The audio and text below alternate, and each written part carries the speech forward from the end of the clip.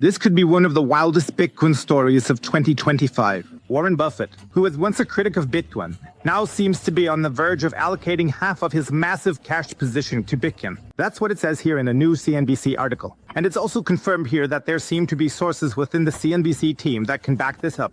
I mean, folks, just take a look at this. Warren Buffett, who called Bitcoin rat poison. Warren Buffett, who has been attacking Bitcoin for years because it has no cash flow and is not productive, is now here with Berkshire Hathaway, his company, about to make a Bitcoin investment. We need to take a close look at this because it could change everything in the game. This could take Bitcoin to a whole new level. And here, the trigger was actually the strategic Bitcoin reserve. That's what it says in the article. We'll take a detailed look at all of this shortly.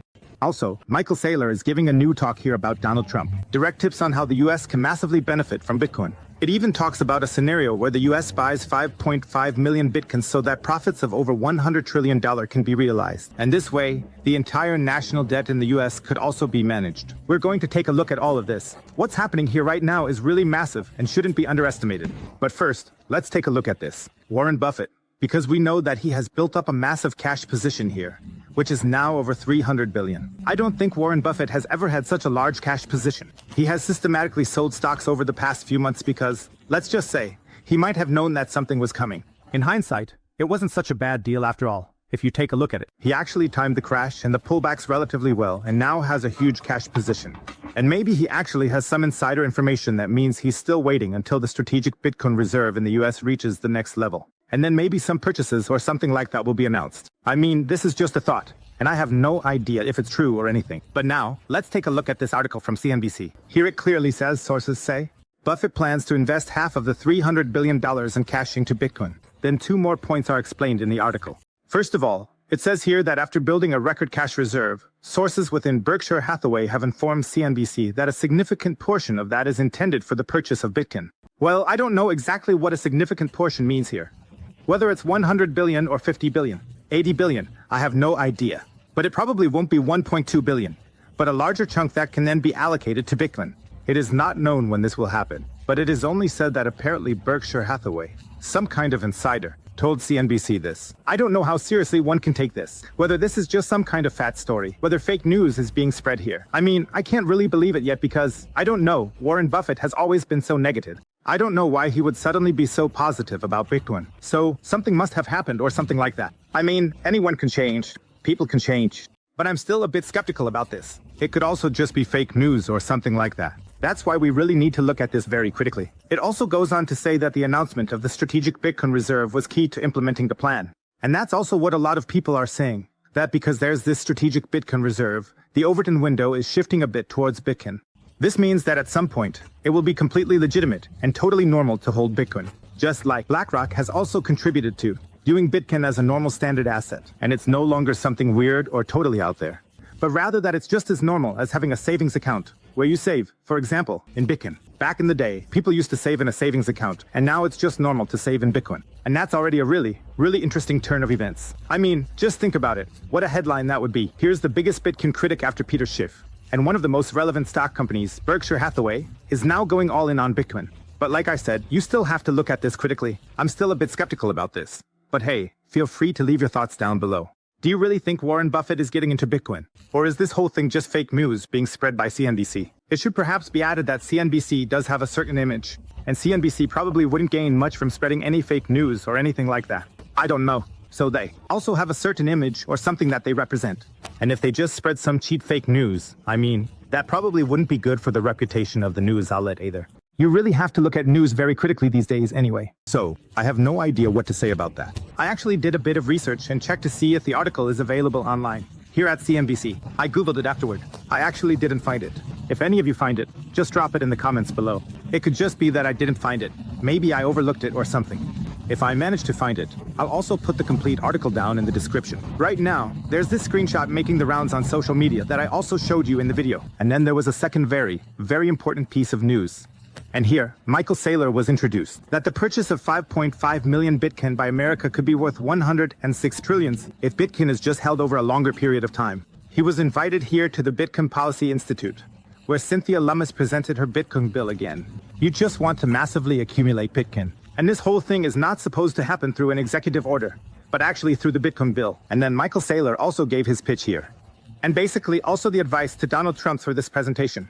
How much Bitcoin you should buy goes through different scenarios. And now we're going to take a look at the whole thing, because the entire speech has really taken off. And it's being shared a lot on social media because it's just so powerful the way Michael Saylor gets straight to the point. And here he clearly lists the advantages of Bitcoin. How should the U.S. pursue a Bitcoin strategy? Well, Senator Lummis has given us a clear guideline with the Bitcoin Act in Nashville in July. And what the Bitcoin Act said, it said, let's acquire 1 million Bitcoin over a 5-year period in a programmatic, disciplined fashion, transparent to all. And so let's consider the consequences of this strategy. Well, first of all, last week, the president signed the Strategic Bitcoin Reserve Act or order. If we hold that 200,000 Bitcoin for the next 20 years, even though you see a flat line on the screen, the flat line is worth $3 trillion. Okay, that's already important. He's talking about the Loomis bill, that Cynthia Loomis wants to buy 1 million Bitcoin with her Bitcoin Act. And then he talks about the fact that there's now this executive order. If you hold that for 20 years, then you somehow have $3 trillion US dollars, according to the forecast here from Michael Saylor. That doesn't sound so crazy yet. With that, the US still can't get a handle on the debt. That means the US definitely needs to step it up here. The US definitely needs to step it up even more. If you just hold 200,000 Bitcoin and don't do anything with it, that's just way too little. But now Michael Saylor is elaborating on the whole thing even further. And now it's starting to get really exciting. That's the value of doing nothing. Sometimes people think that you have to do something to make money. Sometimes the absence of doing awful and stupid things is making money. By the way, also very, very important, where he says, hey, sometimes people think you have to do a whole lot, but often people end up burning themselves. You can really hurt your fingers if you do too much here.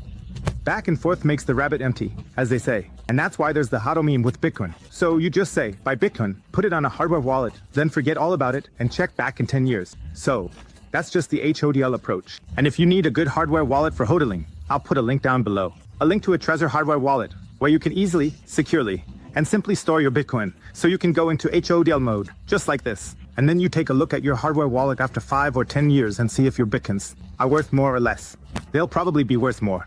And if you keep transferring back and forth and so on, you could end up putting your Bitcoins at risk. And that's an important piece of wisdom that Michael Saylor is sharing here. And he also says that you should do it this way in the USA. So not to trade, but definitely to HODL. But now it's getting really interesting. Doing stuff is highly overrated if the stuff is trading or selling your Bitcoin. The Lummis bill would acquire a million Bitcoin or 1.2 million Bitcoin. If you look at the consequences of that over the time frame, it's worth $16 trillion to the nation. If you get a bit more aggressive, and we go for another million, another $34 trillion to the nation. In this case, there's a bit of reflexivity. If the United States starts to more aggressively stockpile Bitcoin, it's going to accelerate the growth of the network. It's going to accelerate capital flowing in the network. It's going to increase and expand the overall digital capital network. If we move to a triple max strategy, you'll end up with 4 million Bitcoin. That's worth $73 trillion to America. And of course, President Trump has laid out a guideline. We should be the superpower. If you want a superpower strategy, here's a superpower strategy. Acquire Bitcoin consistently. By the way, over what time frame? Consistently daily between now and the 0.99. 0.99 is January of the year 2035, the point at which 99% of the Bitcoin supply has been mined. The asset becomes effectively capped for practical purposes.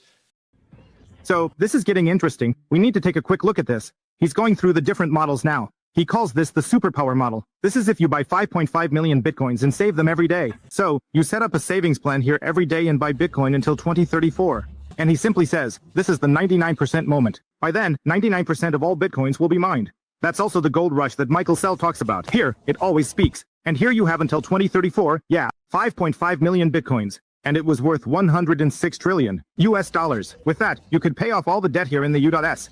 Then there are the other models. Let me take a quick look. Here is the triple max model with 4.2 million Bitcoins acquired by 2034, which will create 73 trillion in value. Then we have the double max model, where you buy 2.2 million bitcoins. And by 2034 you will have created 34 trillion. And then there's also the, wait, where do we have that? Cynthia Lummis with 1 million bitcoins, here 1.2 million bitcoins, which would be worth 16 trillion by 2034. And there are also the 200,000 bitcoins that the US already has. And these are the exciting thoughts that Michael Saylor has, and it's pretty crazy. I mean, if you take the absolutely crazy scenario, where he says that you buy 5.5 million Bitcoin, you have to be honest and say that there's no guarantee that it will work at all. Because if they buy that much Bitcoin, they'll also drive the price of Bitcoin up so high that, sure, in the beginning, Bitcoin can still be accumulated very well. But in the end, it could just be that the monetary power of the US might not even be enough to actually buy 5.5 million Bitcoins. Instead, they might end up somewhere around 3 or 4 million, or maybe even just 2 million. They won't be able to accumulate any more or build up large holdings because the Bitcoin price is already so high. I mean, if you just assume that the Bitcoin price stays the same, then it's easy for the US to buy 5 million Bitcoins. But if you take the market mechanisms into account and the Bitcoin price keeps rising, then it's really not that simple. 0.99 between now and then is you've got 10 years for the digital gold rush. You should get your Bitcoin before there's no more Bitcoin for you.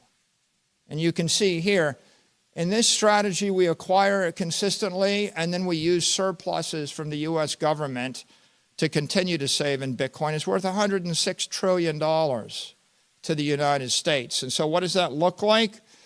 Well, the Lummis plan, which is grand, is modest in some ways, and a modest strategic Bitcoin reserve plan neutralizes the national debt. Sometimes doing modest things are actually brilliant, as long as you do the thing. It's like the people that bought just a little bit of Bitcoin in 2012. It was a modest investment. It made them billionaires. A modest thing 20 years in advance is a brilliant thing. If you're more aggressive, the triple max plan negates the national debt. The superpower plan creates a global superpower. So he says here, first of all, people, you basically have to buy Bitcoin in the next 10 years, because then Bitcoin will still be around. And then from 2034 onwards, only 1% will be distributed over a period of just under 100 years. So if you really want to be part of the party, you definitely need to jump in within the next 10 years, or else the Bitcoin price will be too high.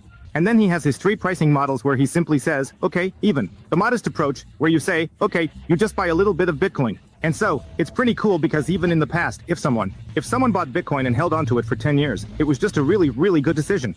So that means the Lummis story should at least happen. That would be pretty cool. It would be even cooler if you went for the second approach, the second higher approach, where you could actually start paying off essential parts of the debt. Or where you can, not just pay off essential parts, but the entire debt.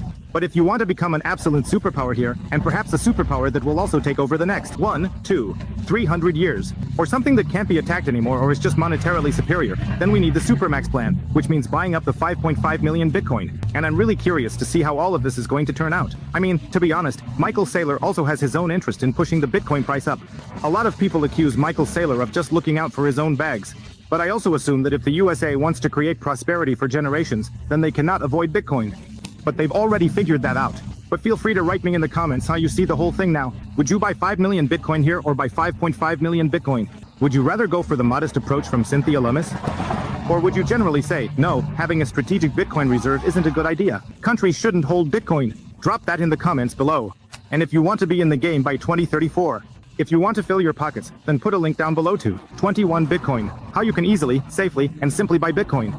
And here it goes with the code BitcoinHotel, up to 20% off the fees when buying Bitcoin. Absolutely recommend it. Check out 21 Bitcoin. Guys, see you later. Catch you later. Peace out.